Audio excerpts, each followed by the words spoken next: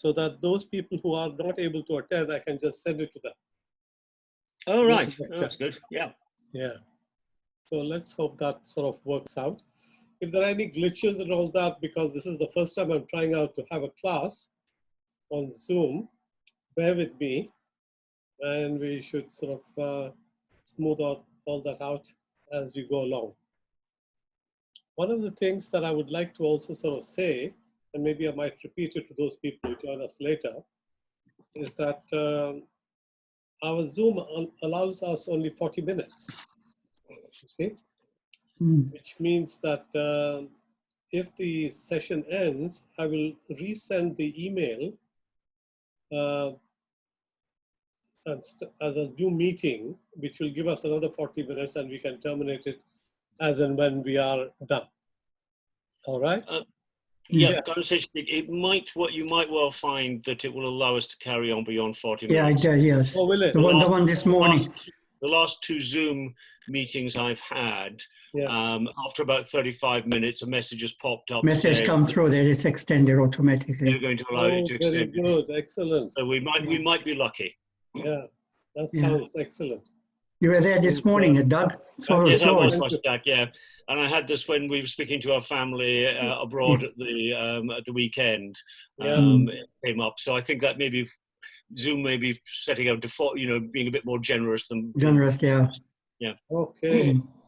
Yeah, because I was doing a couple of these sessions with my family, and my granddaughter introduced us to something called Blue Jeans, and that has unlimited time on it.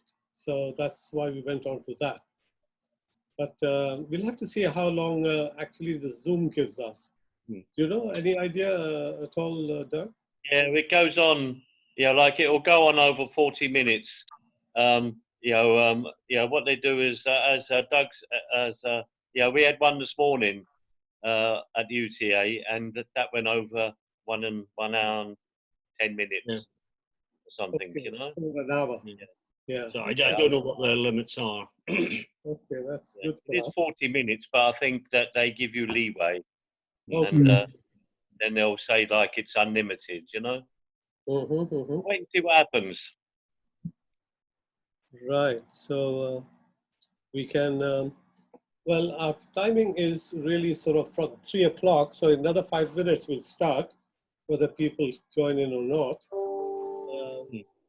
And that bit, yes, got one more here. Sarah's coming in.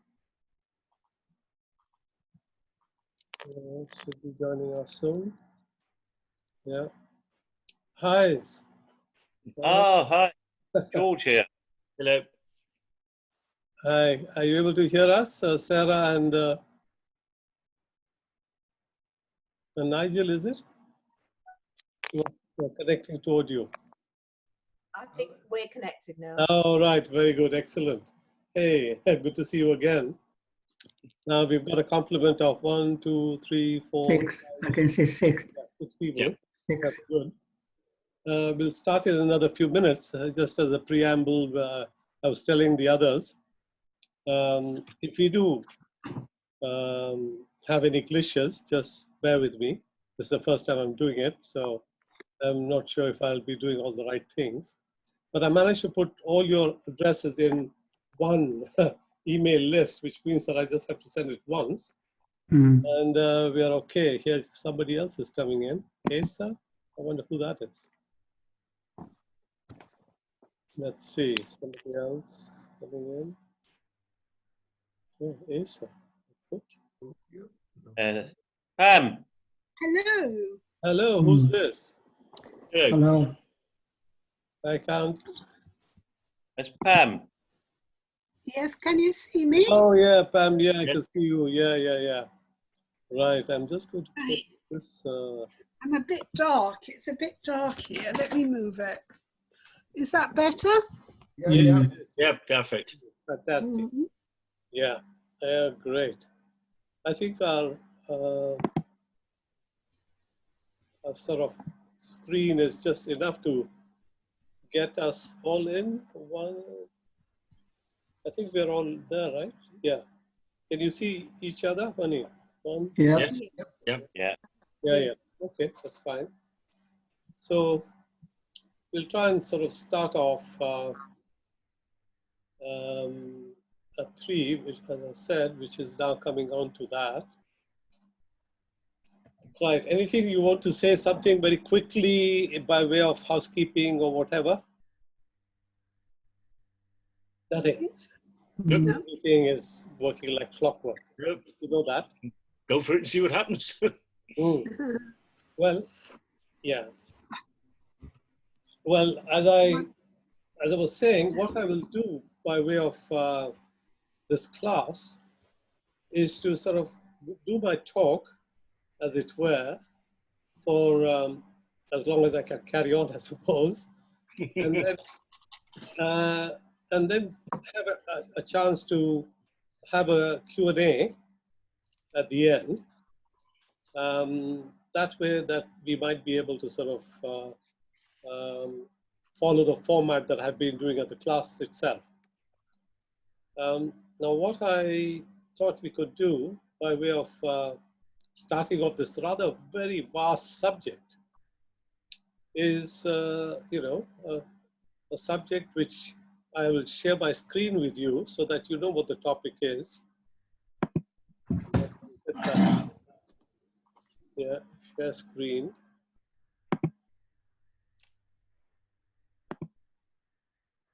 It's going to be, yeah, a lofty subject like this. You'll have to forgive me. Very topical. Yes. Yes. So obviously, I'm not going to be able to sort of cover the whole gamut of things that are there, but there are some thoughts that I think are worthwhile to sort of explore, because we're already in this, as it were, in the midst of the virus and all the operational difficulties we are seeing that the governments are having to face, apart from the public, of course, being locked down in their houses, as it were. But it also gives us a time to actually reflect on a lot of fronts. And one of them is, of course, what the future holds for all of us, actually, or for the world. So in that regard, what I thought I would do is to cover a lot of sections. We've lost one, haven't we?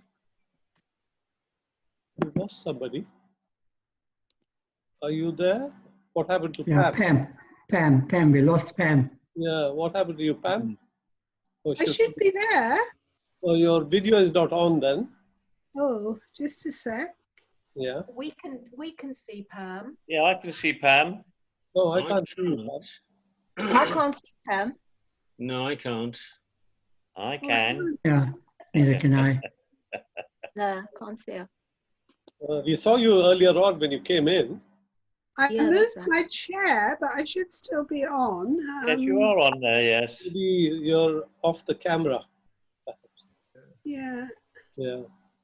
Maybe it's because you got the screen thing on. Me or No, the you got- share screen, the share thing? I think, Shafiq, you're only seeing the first 6, are you? And the 7th one seeing has 6, dropped yeah. off. Well, there is an option to have all of them somewhere. Because certainly we've got all 7 screens. 1 second, if somebody's calling me. Hello? Speaking, yes. Yes.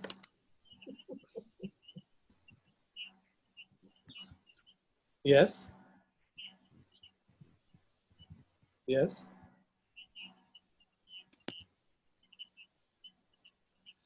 Okay, fine. Okay, thank you for letting me know. Bye. Bye.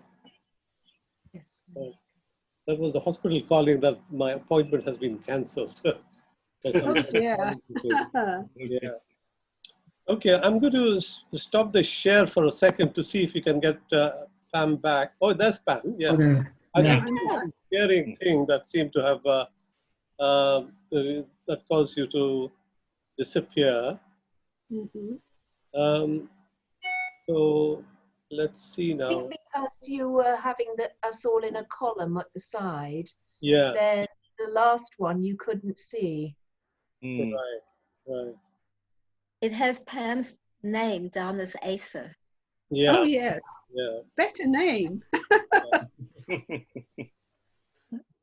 Okay, so what I'm going to be doing is to sort of show you another sort of clip of our thing there, which gives you the areas that are going to be covering.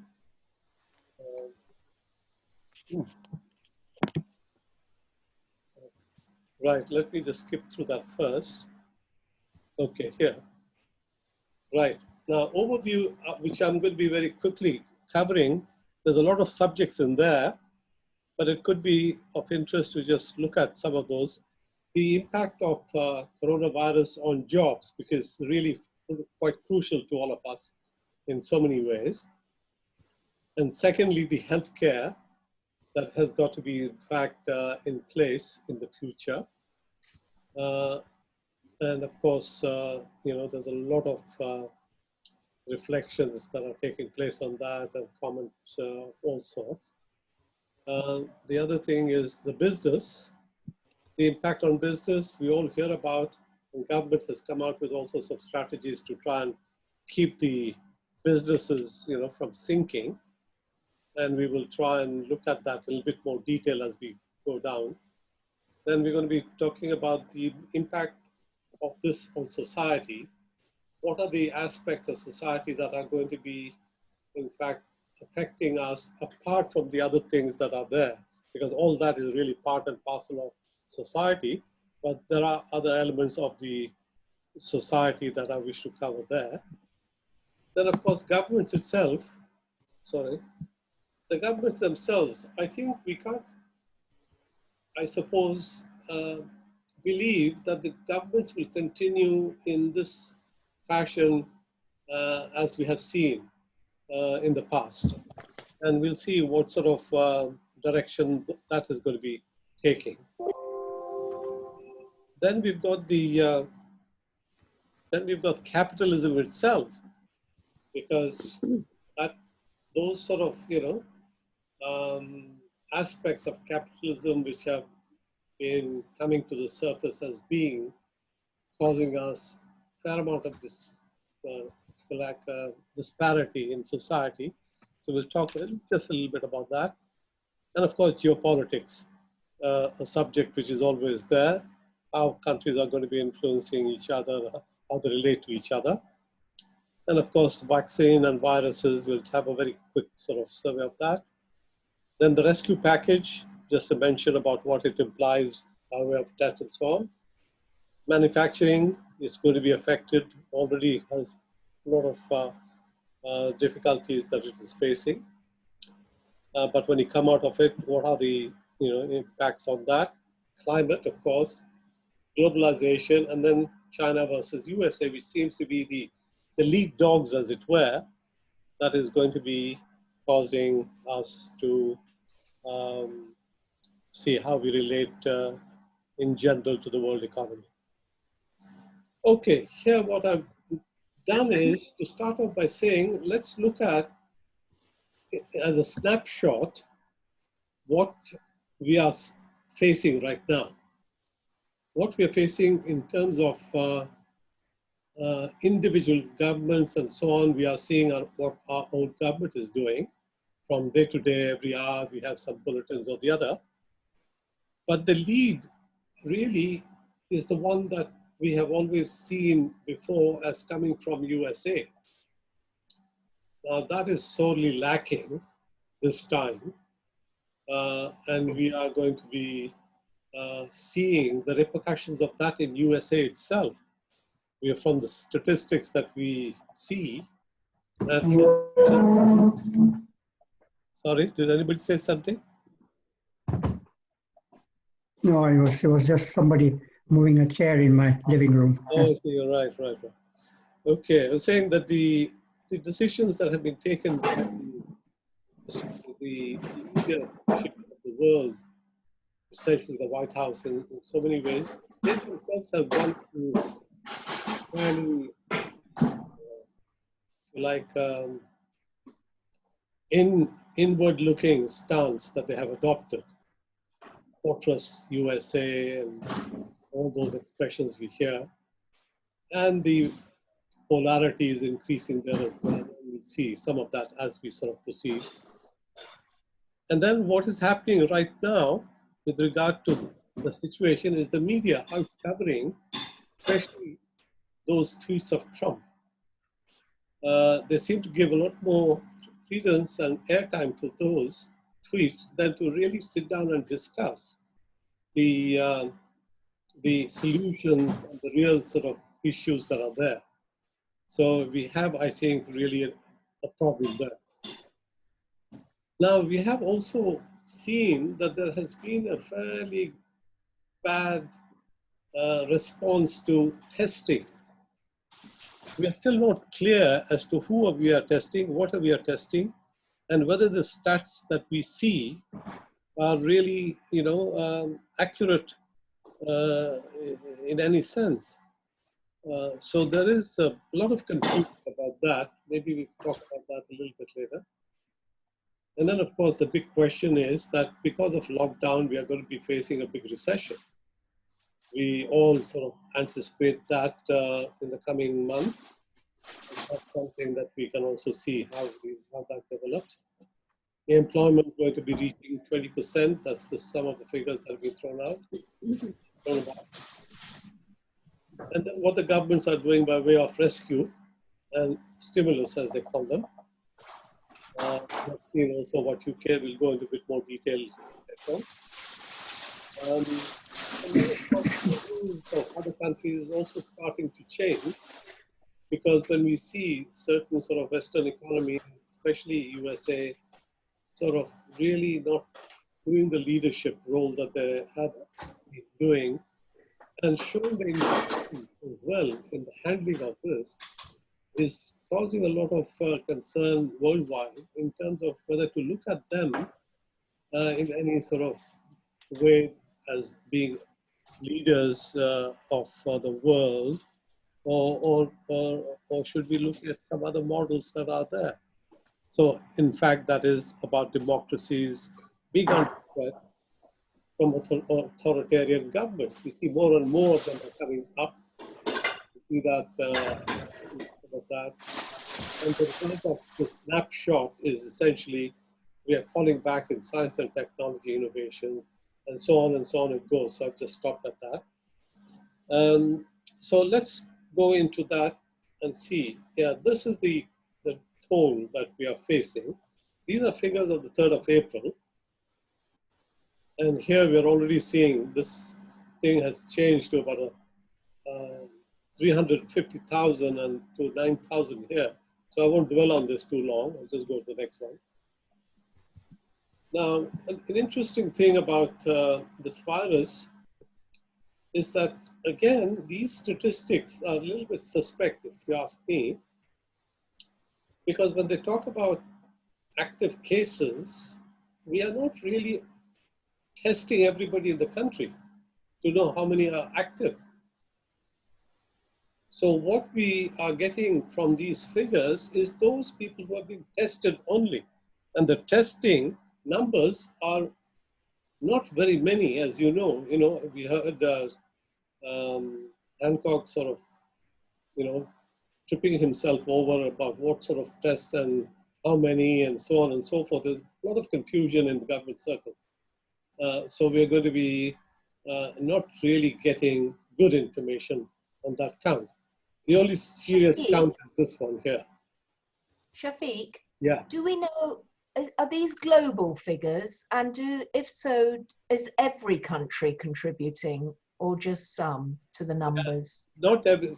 You see, the problem with a lot of countries is that those countries that have had some sort of stronger health systems and stronger organizations and organized governments, they are doing something in order to bring about the testing. Especially if you look at the poorer countries, the testing is abysmal. I mean, this handful of tests are being done. So when they say that India has only so many, infections and so on, I mean, it's it's not even worth what they're quoting. So I don't believe that at all. So the number of tests that they're doing are what are coming out as figures. And it has very little bearing on the actual infections that are in the country. So we need to be clear about that. And that's why I think these different types of tests are being talked about. We'll talk about that later. Now, this is a situation with the UK as of there's 47,000 confirmed cases, and deaths about nearly 5,000. And this is the breakdown. London has quite nearly 12,000, which is quite a big number. So I think staying indoors is a good idea. So let's, these are the figures that we keep hearing about anyway. Okay, now let's look at what the future holds for us in terms of jobs. Now, in the previous situation, if you look at the pre-pandemic world, if you've attended some of my lectures, you would know that I've been talking about AI and big data, robotics, the fourth industrial revolution, you know, all those types of areas we talked about and covered, all of them impacting us as a society in what are called biotech and infotech type of areas. Biotech has to do with human technological changes that we ourselves are going to be undertaking and hosting. And this is to do with all the outside world that is going to be impacted by this AI and the big data. Now, of course, we also had, before this pandemic, a fairly enthusiastic world that encouraged and promoted globalization. We know that the enthusiasm was because it reduced the cost of manufacturing by sending the work offshore, and the poorer countries were able to deliver or make products much cheaper and then give it back to the richer countries, which then sort of brought them up because there were products that were much more affordable. So globalization did sort of grow enormously. And of course, the prime driver of globalization was the internet. You know, you had these huge pipes connecting, you know, for instance, USA to India, and India then sort of, with a time difference of 12 hours, was able to, you know, sit at work at night while USA was during daytime, and then while USA was asleep, India was then sort of using the machines that the USA had in order to do the computing work. So there was a complementary type of synergy working, and it helped quite a lot to promote this globalization. And of course, that is the technology that, so that is what has been there. And now what's happened now? Let's look at lockdowns, of course, are going to be temporary. We're not going to be expecting them to last for very long. But they're going to have an enormous impact because factories are shut down, workers are going to be at home as we are today. We are going to be living on government benefits to a large extent for those, and some of us are going to be working from home, and businesses are going to be sort of also reliant on government support and so on. So there is going to be a tremendous falling of demand, if you like, even in the midterm, because once we come out of the lockdown, we are going to be facing you know, businesses which will not have ramped up to their full capacity to produce and to market or do whatever. Therefore, they are going to be able to simply see fewer workers and less demand. I'm just going to sort of see if there's anybody else who's trying to come in. I'm not seeing anything at the moment, so we just carry on.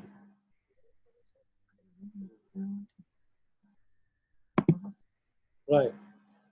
This is the job losses or the income that we are going to be facing as we come out of the pandemic. If we recover fairly quickly, this is the estimate that is put out by the International Labour Organization. If we come out rather sluggishly, that's what it is going to be. And if you are going to be delayed quite a bit in coming back to on our feet, this is the cost. Now, this is a high figure of 330, this is 3 trillion, $3.5 trillion dollars.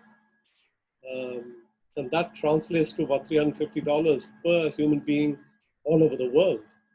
So it's a huge cost that is going to be lost in terms of revenues and incomes.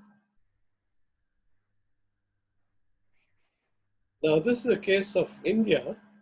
Now, you know that in India, what has been happening is that they didn't give much notice to the general public. They went and locked down the country with a very short notice, and not having done any thinking either as to how to deal with people who can't support themselves from day to day without a job.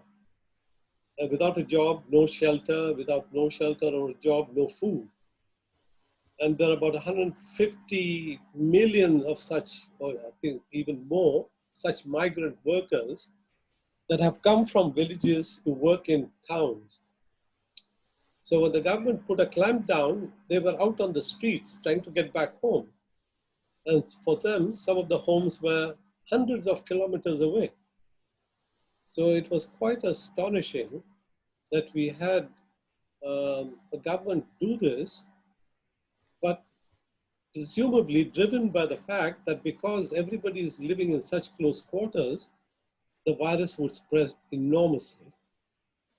So it was probably a call of the Prime Minister to either sort of take that decision of lockdown or less of a lockdown and more threat of a pandemic spreading fast. So it is really a very, very sort of sad situation that's happening over there.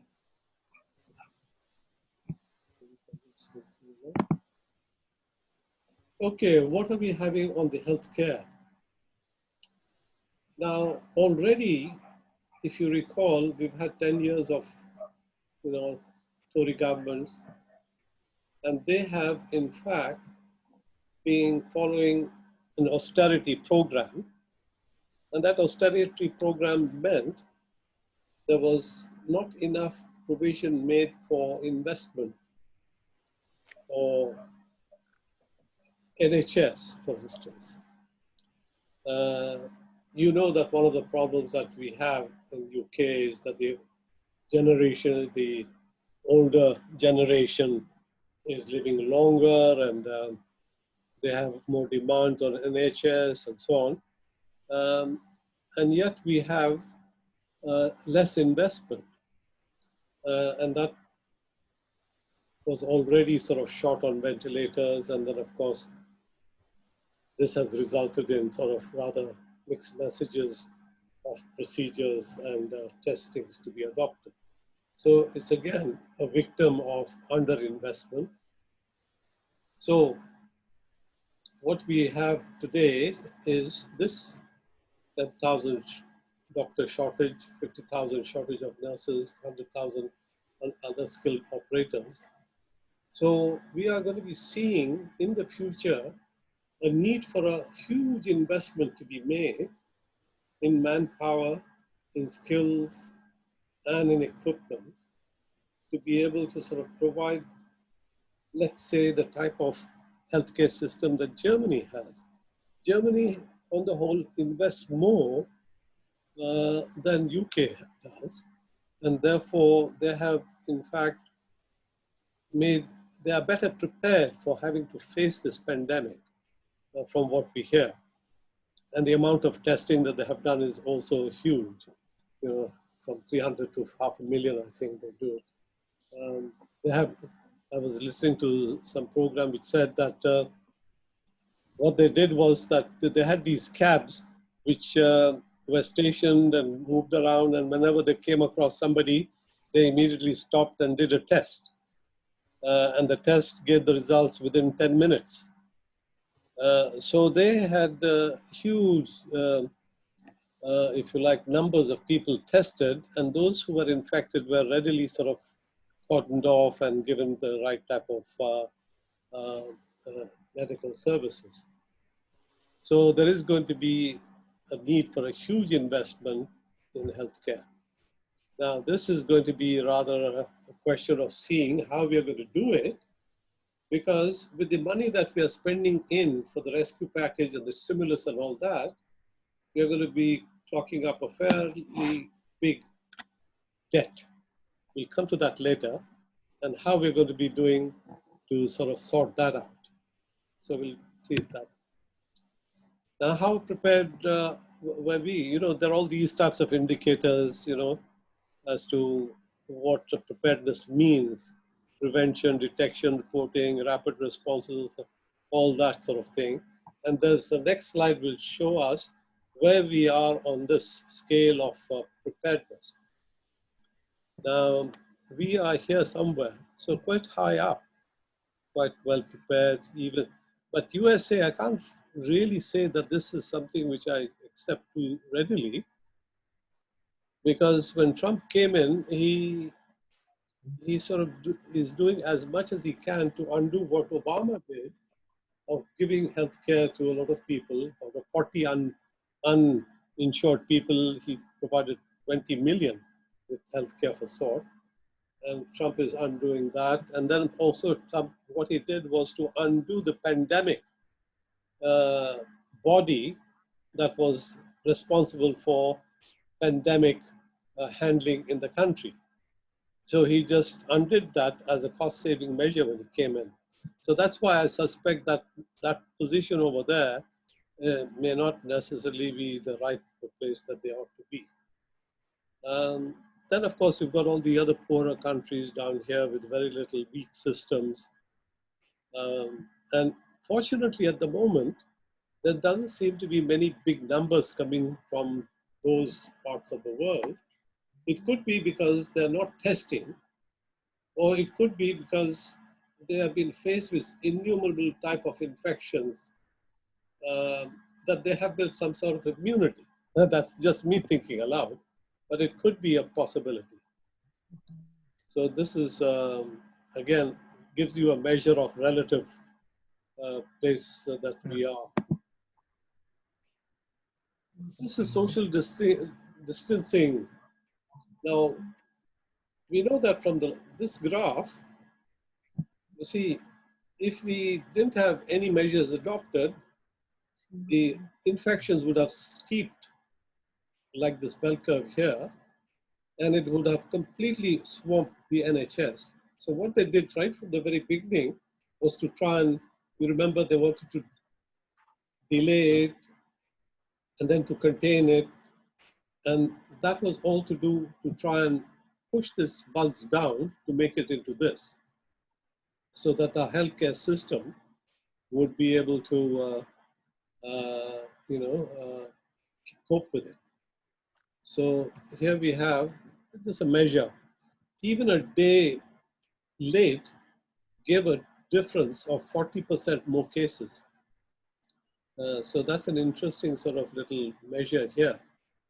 Just 1 day delay in lockdown or in social distancing, which is 100% in a way, would have made a difference of 40%.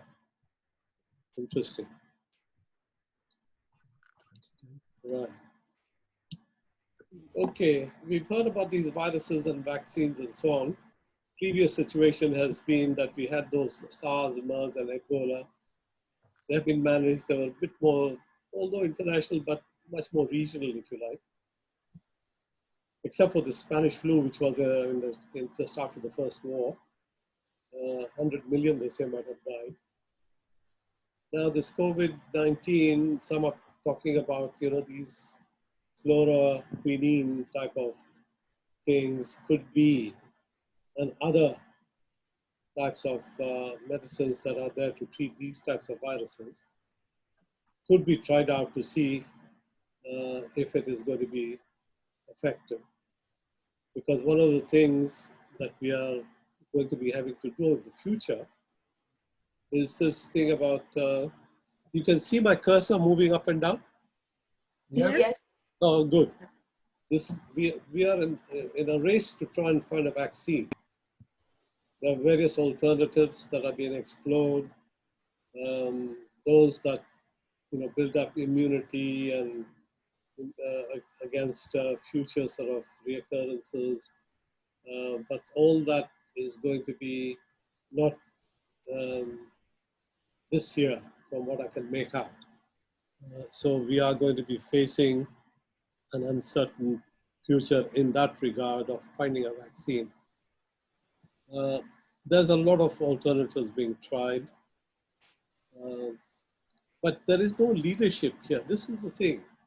I haven't heard anybody talk about like what Gordon Brown did, in 2008, in that financial crisis we had.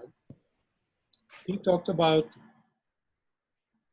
how to bring the banks together to adopt a common stance against that big sort of run on the banks that took place.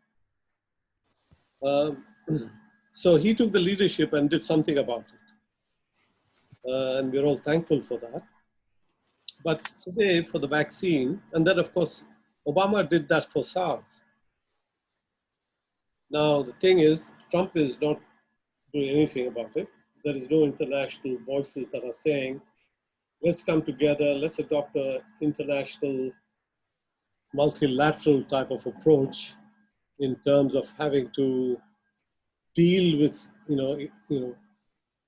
viruses of this sort, how to fund the poor countries who are going to be decimated with the sort of lockdowns and the impact on businesses and the economy. So there is a big vacant place for somebody to come and do something on that front. Big need of the hour. Now, how deadly is this COVID? Because we are still struggling to understand this, but these gives you a little a relative measure as to how serious it is. The most serious, of course, are things which it infects lots of people, each person investing, like smallpox, for instance. And that, so all cases, about 30% of them die. So it's a pretty serious thing. In terms of the viruses that are mentioned here, coronavirus is going to fit here, where each person who's infected can infect 3 or 4 people. This is the measure here. And the fatalities are going to be of this order, about 1 to 3%. That gives you a rough idea as to what sort of a virus this is. This is a chart that I thought may be useful for us to know, because there are these terrible diseases like tuberculosis, hepatitis B. Every day, worldwide, this is the toll that it takes. 3,000 people die of tuberculosis every day. So when you look upon our current sort of COVID virus, that's 56 per day so far. So negligible in some ways.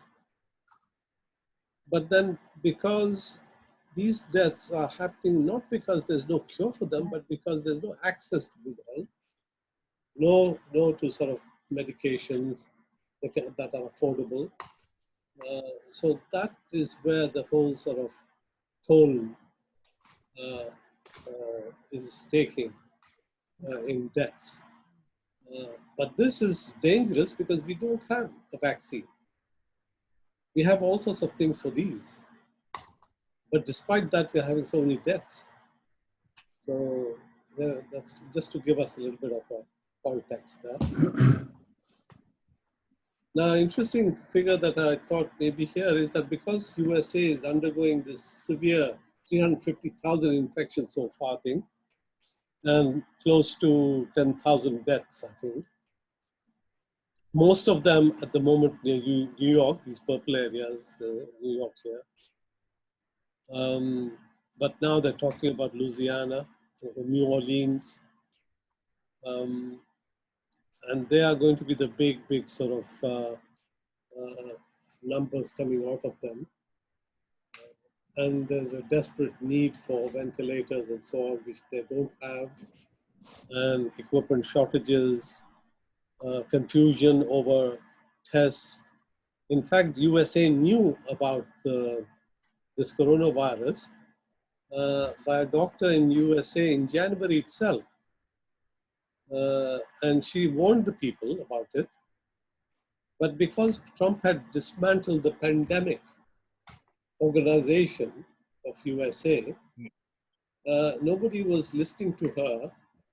And the CDC, which is the Center for Disease Control, didn't have all the authority to bring in all the other bodies together.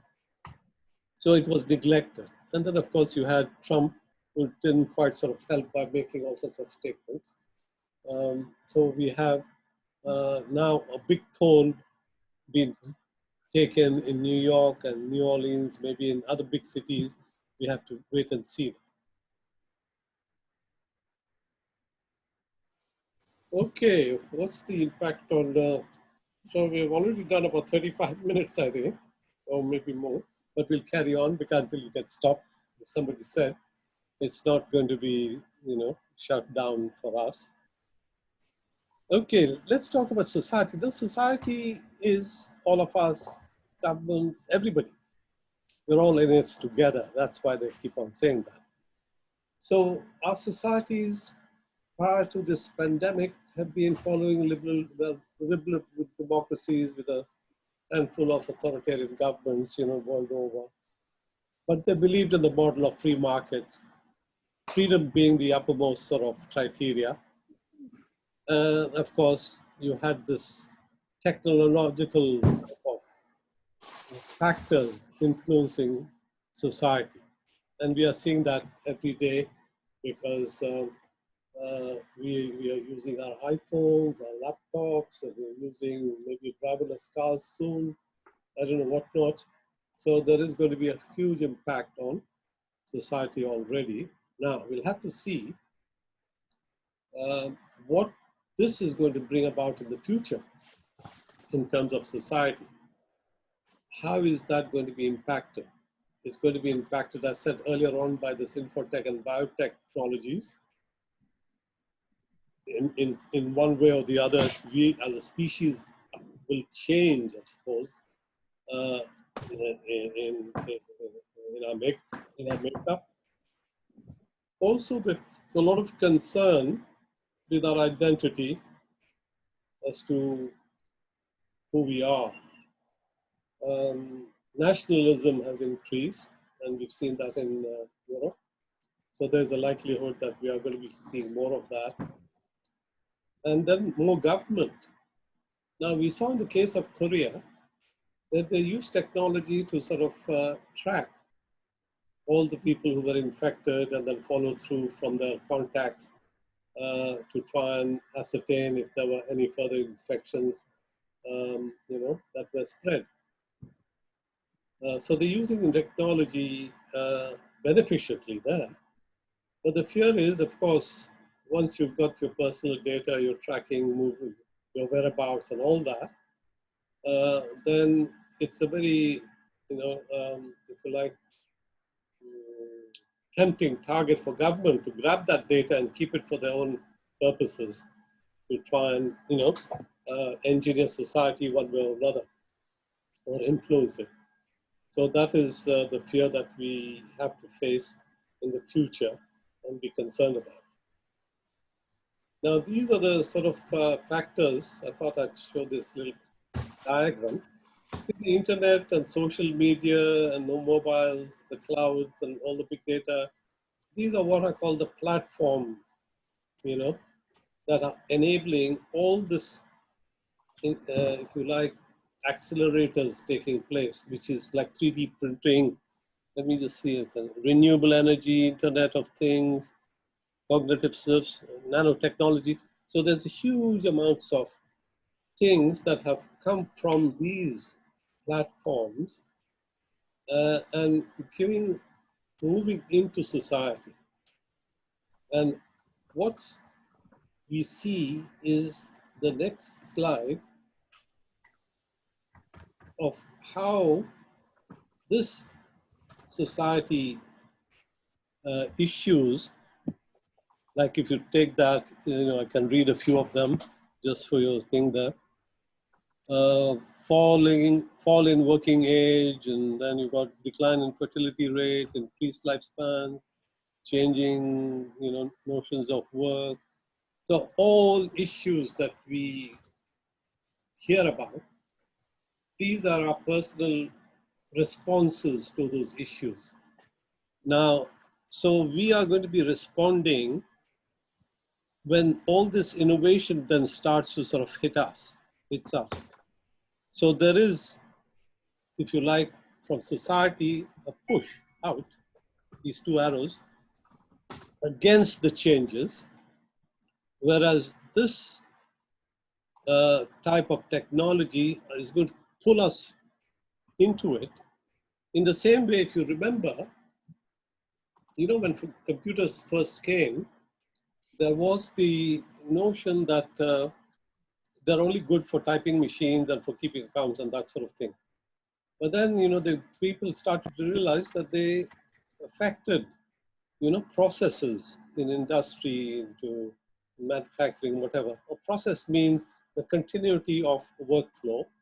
And this then made for what I call computer ERP, resource planning systems, which then meant that you control the process a lot more. So there is a case of how technology is influencing arbitrarily decision-making type of actions by people who had to do something, in that process. Is somebody sort of saying something here? Okay. I think I'm...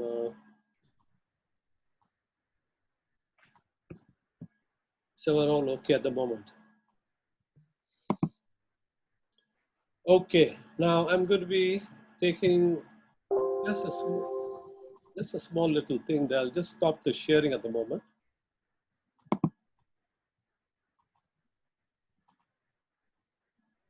Yeah. And what we have here is, I think somebody has put out their microwave. Yeah. We're all there. Fine. Okay, what? George is muted. George is muted. Yeah, he's muted. Yeah. Yeah. Hello, George. We're back. Okay, George, you're back. Very good. Excellent. Fine. I'm just going to go into a little bit of history just for a few slides to show that previous big events, how they have influenced our responses, just to give you a little context, as it were. And for that, I'll show you the subsequent screens that I'll put up now.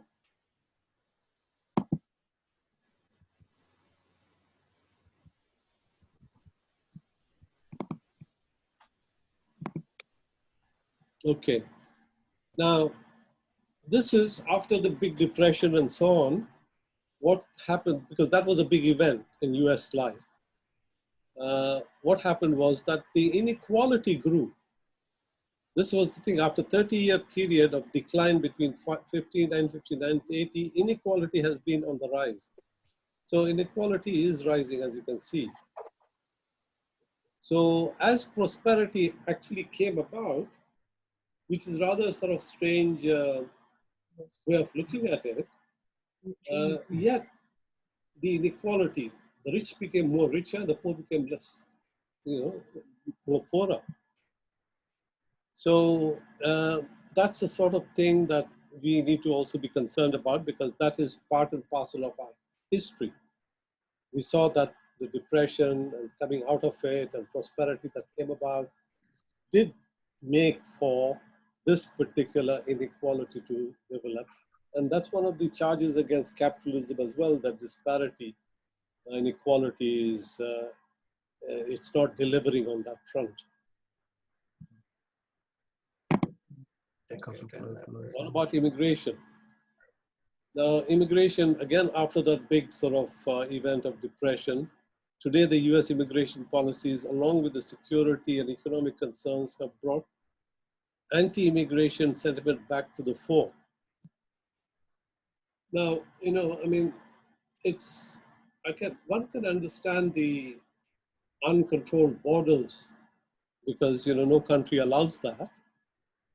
But when you consider USA as being a country that came about because of what? Free land that they had and free labor from Africa that they managed to get. And the prosperity was built on that. And of course, a lot of European immigration came in that accelerated the sort of growth. All at the cost of the poor Indians, of course. We don't hear about them much now.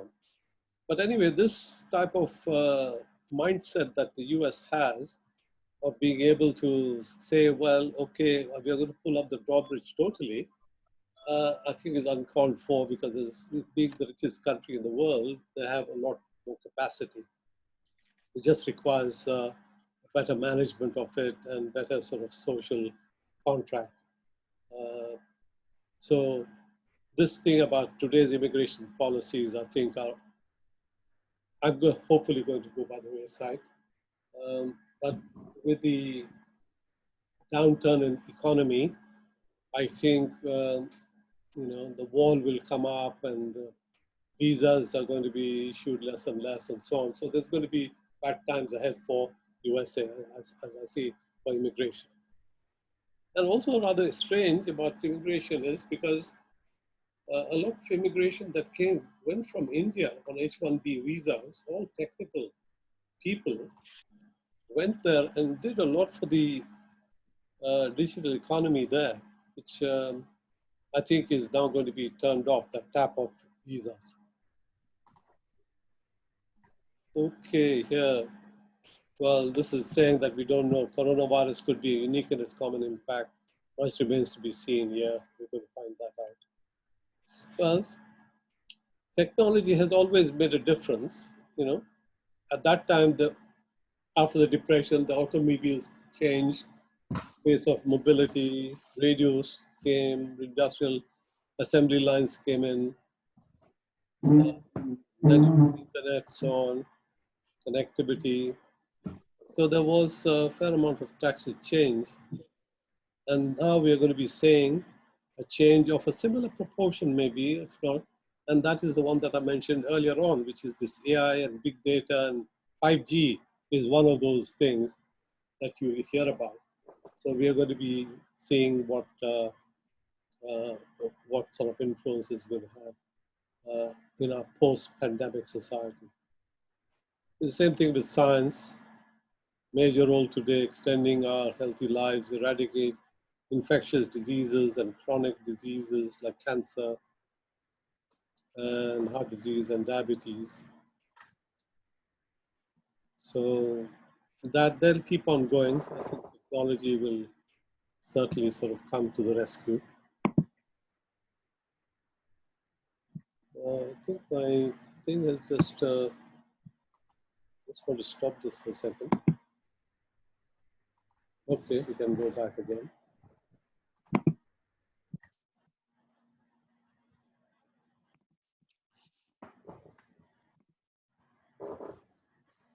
Okay, on governments, impact on governments, post-war institutions worked after a fashion. You know, after the Second World War, the international order was created. These institutions were created, the IMF, World Bank, WTO, UN, and so on. And the international cooperation was at its height, led by America at that time, fortunately, and Britain. And a multilateral approach was adopted, and that served us well until recently, until Now with this America first, we've got unilateralism coming in, identity politics, which is a signature of nationalism to a large extent. And this notion that if you are powerful, then you have to beggar your neighbor, I think, is the policy that's going to be adopted, unfortunately. And the governments are going to grab more power. And we saw that, you know, if we are going to be adopting this tracking of people and face recognition type of technology here in UK as well, then there is going to be a big power grab by the government to keep that data and, you know, use it themselves, unless we put some checks and balances and make the data be part of an independent body who we then sort of can control. So that might be a better use of technology.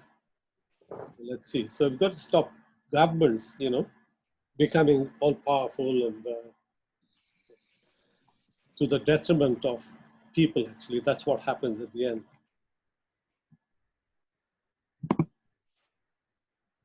Okay, one other thing about I said about the international institutions, the IMF and all that, they were set up. Now they're saying that with this pandemic, there's going to be prioritized help for emerging markets and developing economies. That's very good news, because the poor countries just don't have the resources to be able to manage this big, you know, shock to the system. They have already been weak institutionally, health, you know, entities non-existing, jobs fewer, poor governance, corruption, name it. You know, poor countries have it. So in that situation, when some like pandemic comes through, then they're going to be really sort of in a mess. So the IMF has made a good policy. They're going to help the developing economies. They're trying to mobilize an emergency fund up to 100 billion, which is peanuts. And then, of course, we'll see whether at least this is a start. I'm not sure whether this is where it stops. But if there is an international body that comes up as a result of this pandemic to look at all aspects of the destruction and the effects on economy and society and so on, then they might be able to put together a new type of world order. Let's see, perhaps. Well, what is the impact of capitalism as we move forward? Now, previously we had, you know, Maggie Thatcher's individualism and market forces. She was a great believer in that. And very free markets, was also for growth. So globalization came in as well much later. Increasing demand and consumption. So it was a growth type of path that was pursued. And the world's resources, climate and all that were not there in anybody's mind. But now we need to look at not just individual and market forces, but on nations and society, their well-being. So this is quite a marked change. This is much more a socialistic type of approach, rather than, you know, this type of approach of, say, market forces will sort everything out. And what we are seeing right now in the UK government's policies, in fact, any government that is undertaking a rescue plan is following this particular path of trying to inject money into society, wholesale. Investment in workforce, absolutely necessary, because we are going to find that people are again going to resort to more and more automation, and people will probably not have jobs. But because the wealth is going to be created anyway by the robots and so on, that money can be redistributed to the workforce as UBI perhaps. That's one of the ideas that is coming up. And of course, because of climate, the green economy. So that's our future as well. I think that's the way we need to head towards. Okay, now we've seen complete sort of collapse not collapse, but I suppose big drop in the stock exchange. And you saw these fantastically big numbers. Let's see the red here. Completely in the red, hardly any green there. And what we see is a drop here.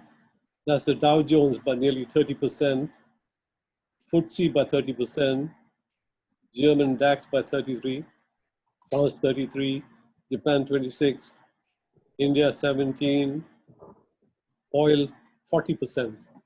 So you can see these big sort of parameters are telling us something that the path of the previous life has got to change. And that's what we're talking about. Okay, how is this going to influence our geopolitics?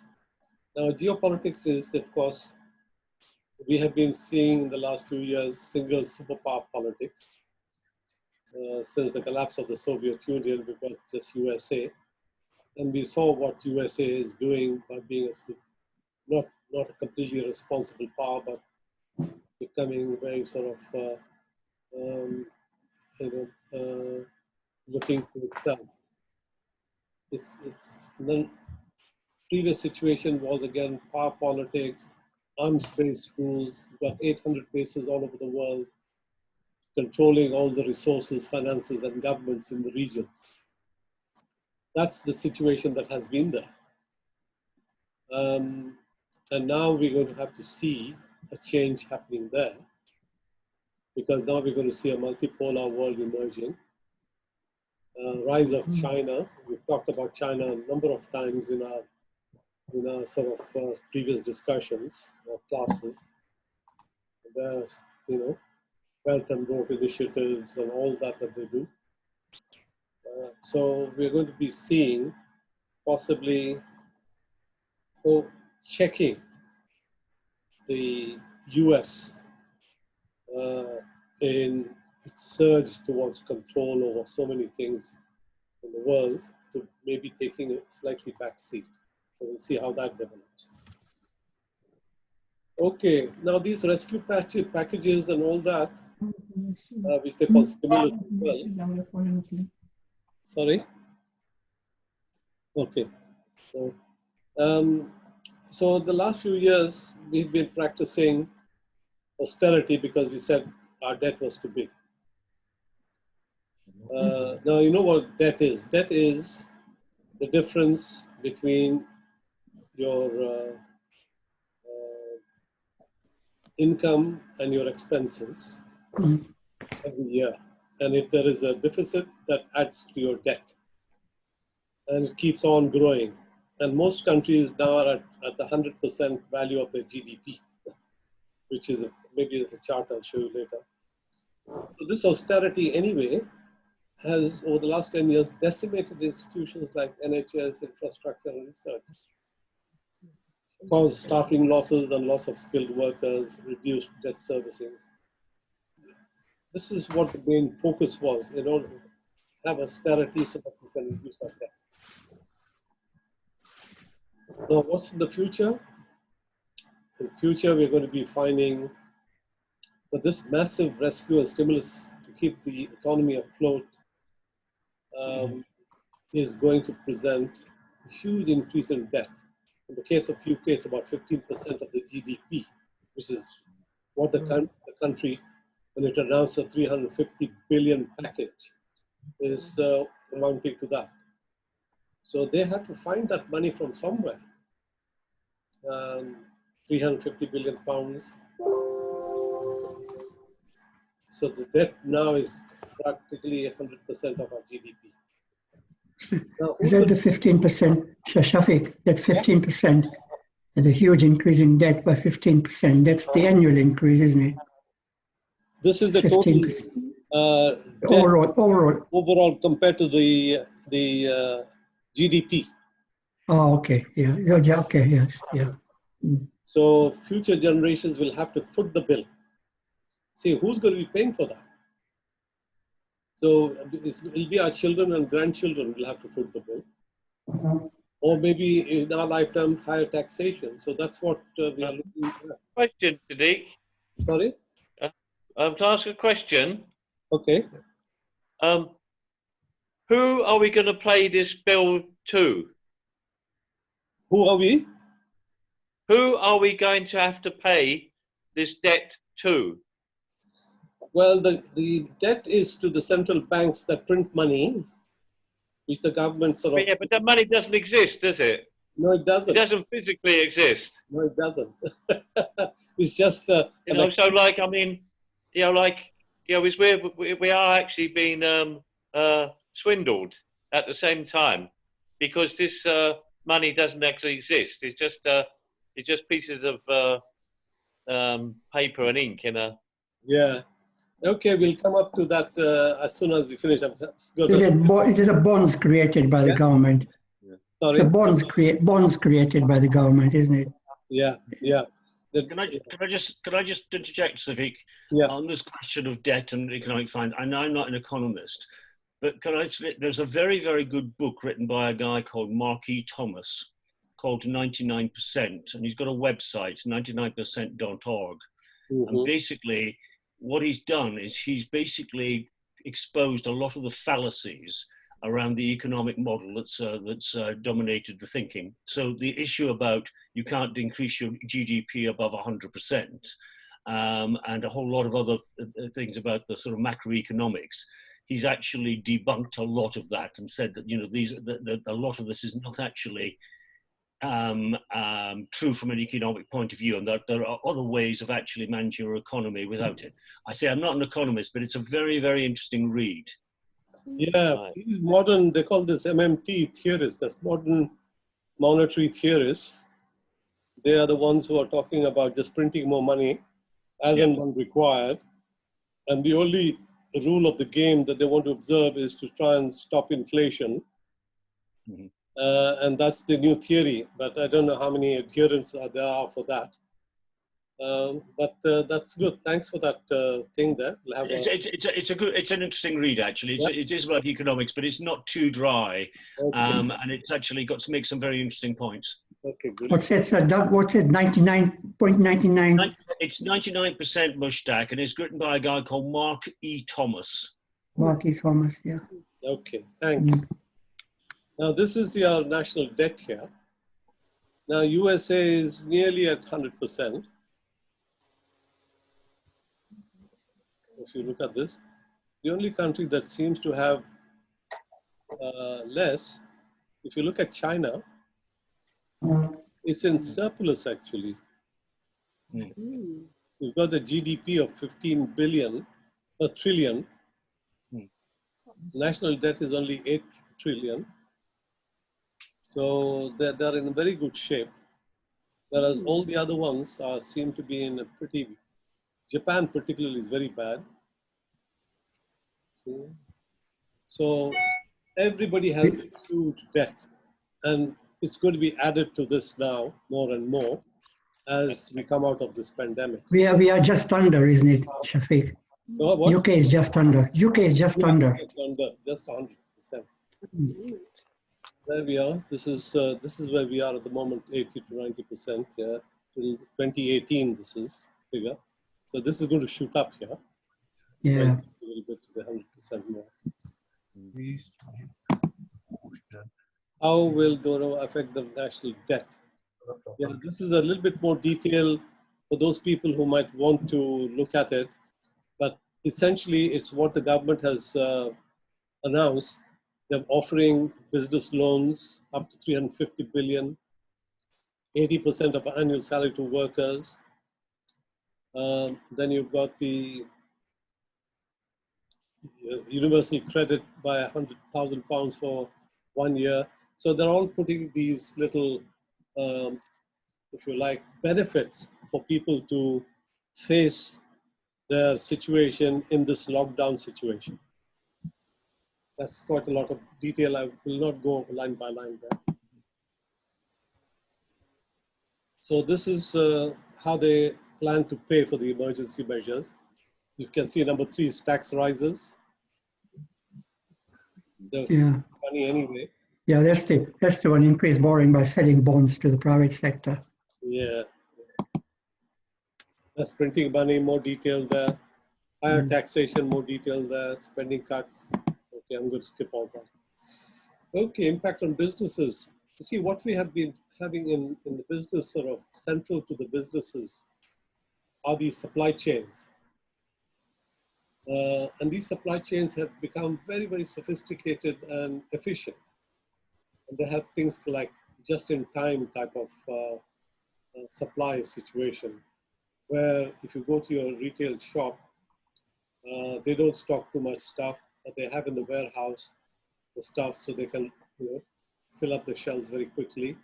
And once the warehouse starts to deplete the stock, then the manufacturers will sort of already know when they start to supply. So it's a very quick, if you like, response. So supply chains are the central things that have been responsible for big businesses and all sorts of industries. And these automations, these ERP, which is called Enterprise Resource Planning Systems, they have made it very efficient. And it's a bit like this, when you pick up, say, a packet at the supermarket, it's got a barcode, the sales girl just swipes it through, and immediately that barcode tells you who the message should go to as to restock that item. And it goes right to the end game, if you like, that who needs to be in that provision of that item. And it has enabled low cost and encouraged, so what it has encouraged is lots of consumption in society. Because it's all based on growth. That's the philosophy of the market. Now, what we are going to be saying in the future is I think we may have to review that these global supply chains are susceptible to interruptions, and therefore regional supply chains may have to be developed. This will result in more expensive goods and therefore possibly less consumption, maybe. That's what I think. The prospects are there in the future for that. Impact on the manufacturing. Okay, so now this was the backbone of the economy, especially in UK, but has been decimated by automation. We don't talk about this at all because the government doesn't want to raise that issue because the manufacturing has been lost because of automation and of course offshoring of jobs and globalization that encouraged it. But we started to focus on financial services. That's where our strength lies at the moment.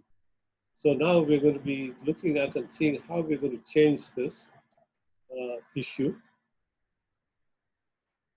Now that energy costs are being lowered through renewables, maybe there is a scope for manufacturing to be made locally at reduced costs because energy costs are going to go down. We have already seen oil has plummeted, but that's for other reasons, I think. But because renewables, that's because of technology, the cost of green energy is cheaper than fossil fuels. So transport and fossil fuels are on their way out. Electric cars will see the demise of these ICE vehicles. ICE is actually internal combustion engine, which is a standard car. So these industries are on their way out. So big names like GM and all that are going to be sort of goners because new names like Tesla will come up, who are electric manufacturers.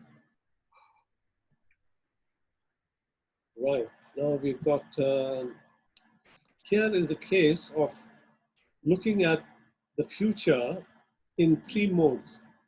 If the world recovers in fast recovery, or if it's delayed somewhat, or if it's a profound recession, what is the impact going to be in China, on Europe, on USA, and the world?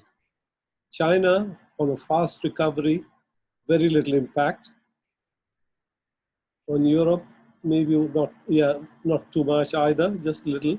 0.3 points, 0.4 points here, just the same and the same here practically, very little impact. But if it's delayed, then you begin to see it's starting to mount.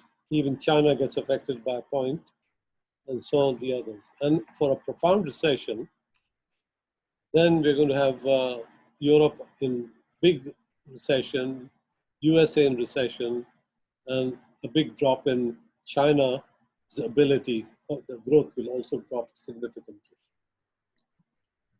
And one area that we can see in this regard is manufacturing, this automobile sector. So this is if it is a fast recovery there. Hardly much change. If it's delayed, it's going to take a little dip, but it'll come back fairly quickly. And this one, a big dip here, and then surge up quite a bit. So that is what I think is projected. Okay, changing tune a little bit, climate.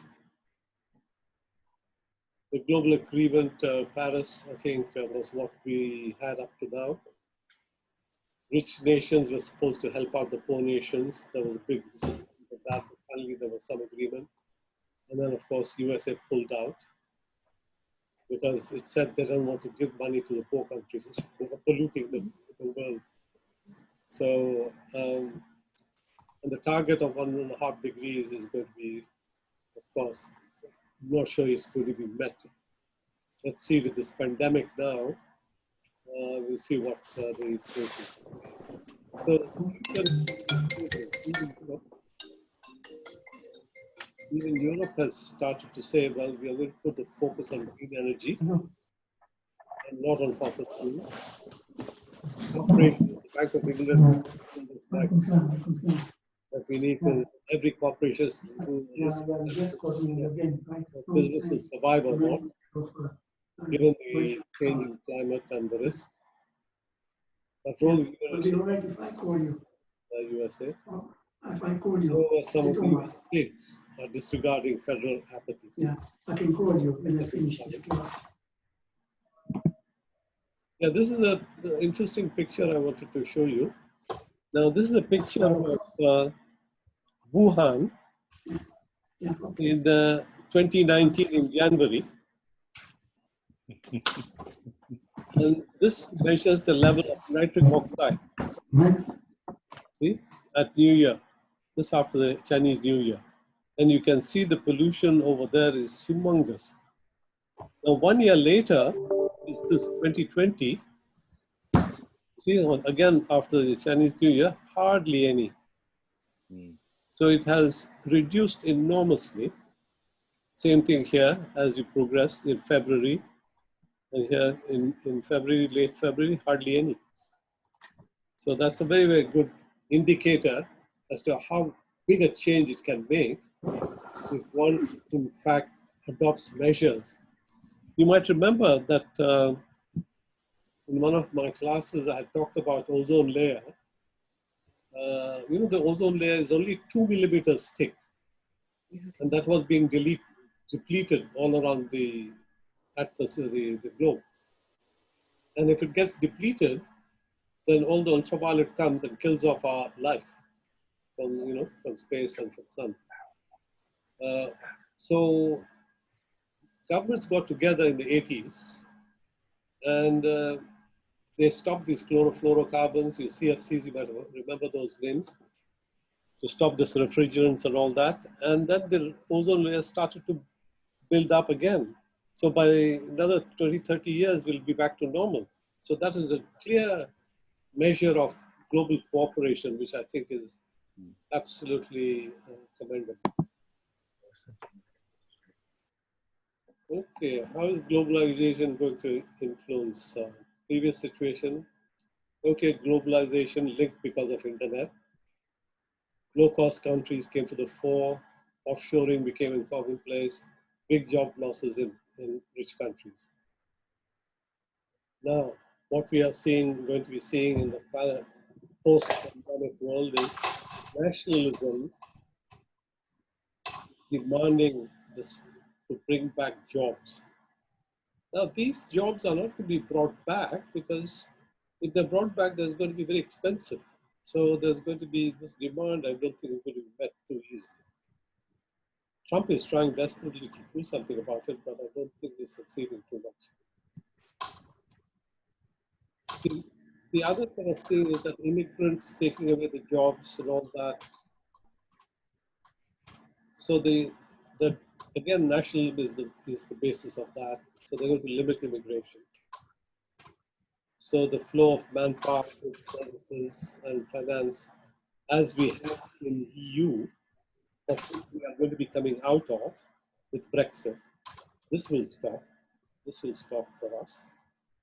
And we'll have to fend for ourselves in some ways. So inward-looking policies are going to be there in the future. Brexit is one of them. US first, USA first, that's another inward-looking policy. And this sort of,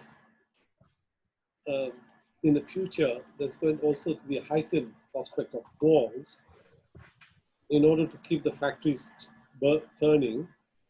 That's the fear because of this military-industrial complex that have such influence on governments all over the world, especially the arms sellers. The supply chain example here, so if you look at that aircraft, every part of that comes from a different part of the world. There's Japan here, Korea here, Carolina, and then France, Australia, UK. So supply chains are a must of any manufacturing item at the moment, however complex. Now, these are the last few things I just want to show because there is now a China-US rivalry. In the case of USA, they started a trade war because they felt that the balance of payment was in China's favor to the tune of 500 billion, I think, which was quite significant.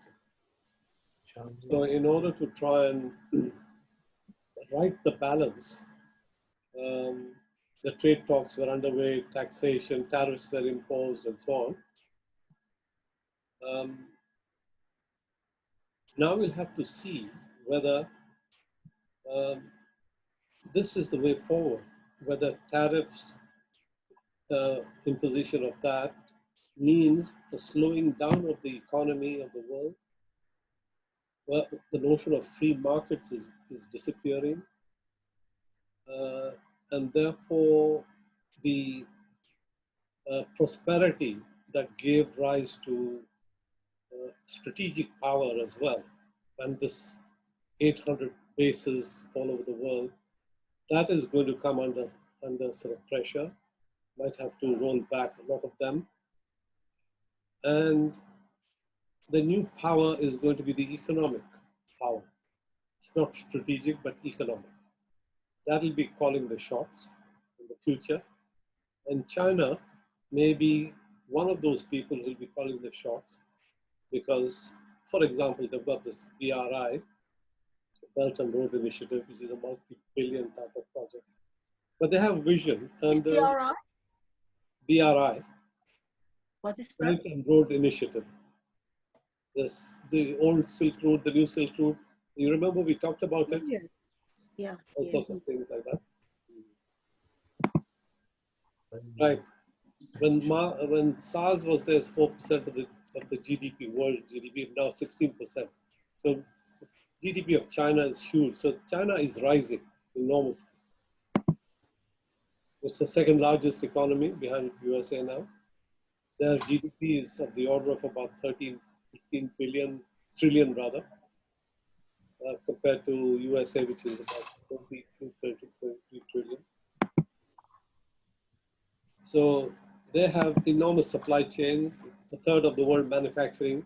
So because they're going to be coming out fast, because already I think they're controlling the pandemic, their sort of institutions and factories are going to be churning, and they'll be providing goods, and they'll become, I think, take a larger market share of the world economy.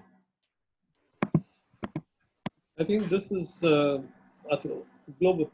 The general sort of sense is that there's going to be cut to about 1.5% to the GDP in 2020. I think there'll probably be. I don't know about these figures, but anyway, that's. So that is what my total sort of thing is about. Maybe we can talk a little bit about things and have a Q&A. If you have any questions, now is the time. A depopulation exercise that they're carrying out at the moment. Where? You mean in China? No, you know, like you know, there are various power elites who run this world. You know, like you know, so like it's in their interests sometimes to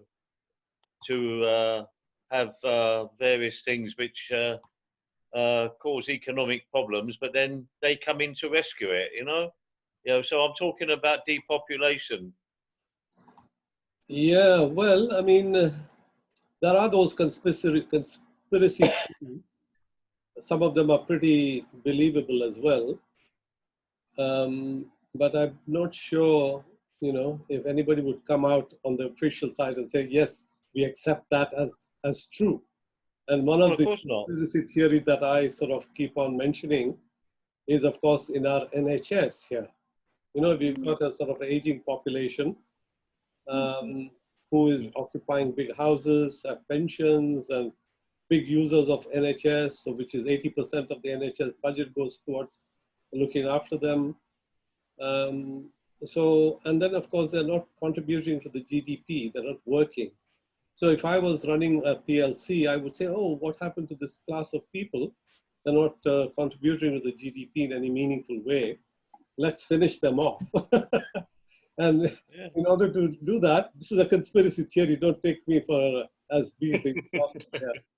And what is it? 10,000 less doctors, 50,000 less nurses, 100,000 less in NHS, which means that the first line of defense of the oldies is the hospital. And if there's no services, they're going to pop off. So what we have is a conspiracy theory here, which could be, of course, measured and believable, and say, yeah, this is a measure to try and depopulate the population.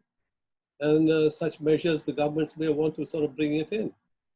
That's to answer your question. This is one of the depopulation theories. Right, anybody else? Yeah, I was thinking, obviously we would be looking to, that we would hope there's going to be less dependence on China, and that we in the UK would look to be more independent with regards to manufacturing and that sort of thing. Have people started looking at this? We in the West are looking at what? Sorry, I didn't quite get that.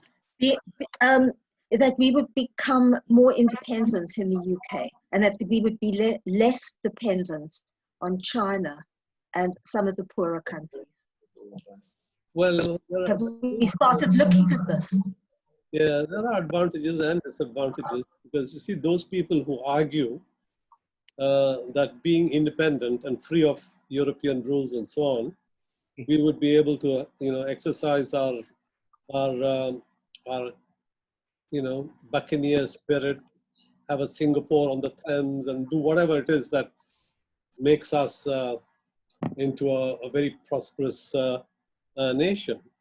But then there are those who say that because you're just a small 60 million type of people, maybe the fifth or sixth largest economy, but yet you're facing big blocks like China and India and Europe and America with vastly big resources, and they'll be able to sort of, you know, beat you down to their advantage. So we'll have to see how well we play the cards in the future. Yeah, absolutely. Well, even what we're looking at now, this is a terrible situation that we've come into now, that there's a huge shortage of painkillers. No one can get any paracetamol, no one can get any painkillers. Those who try to get, if you speak to them, they are paying the most terrible prices just for paracetamol. And why? Because the ingredients for paracetamol come from China. mainly, and also a little bit from India. So a lot of these things, you know, if we in the UK could become more independent, it comes from natural sources. So why don't we in the UK become more independent? Well, the thing is, the world now is very interdependent, and every country can't produce everything that it needs. So it has to be dependent on other countries to, supply them with stuff. So I would say that it's what governments do and what these trade talks are about, and that's why trade talks takes ages to sort of agree on. It's not a simple sort of thing. The thing between Europe and Canada took 7 years. The trade deal. So for us to sort of engage with any other country in the world is going to take a bit of time. We'll have to see also in the context of being so close to Europe, whether we want to ditch them entirely or still be close enough to them. All these are things which we'll have to see how that rolls out.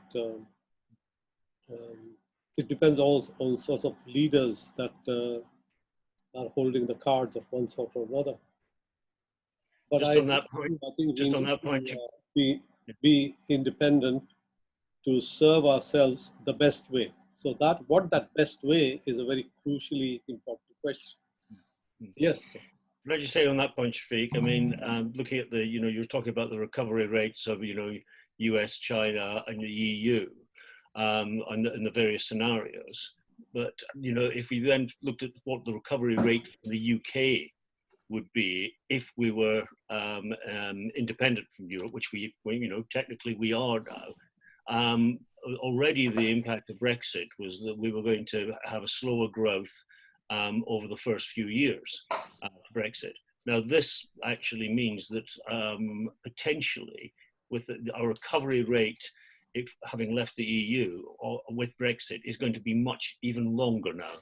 So the depth of the recession and the depth of and my concern is that, when things start to, quote, get back to normal, that the politicians who were so minded to exit from Europe come hell or high water on a matter of political principle, the question is, will they actually now begin to realize that, the price that we would have to pay for that is going to be even more astronomical? Yes, I think, this thing that you mentioned about this MMT, the modern monetary theorists.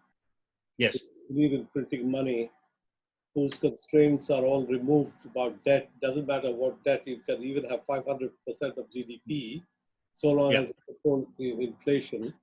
Seems to me has to be tried out to see whether that really works, because I don't think it has tried out, and it's still a theory. Yeah. We'll see how that works. But so long as there is access to money in the country and people are able to, make do with businesses and go on with their lives, things can continue. But how fast that they can start to contribute to the world economy with goods has to be with having to retrain, our workforce, and maybe invite skilled people from other parts of the world to try and get productivity going.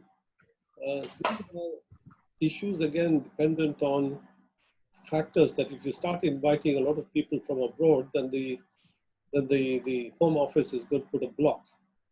Yeah? They're saying, no, it doesn't fit in with our policy of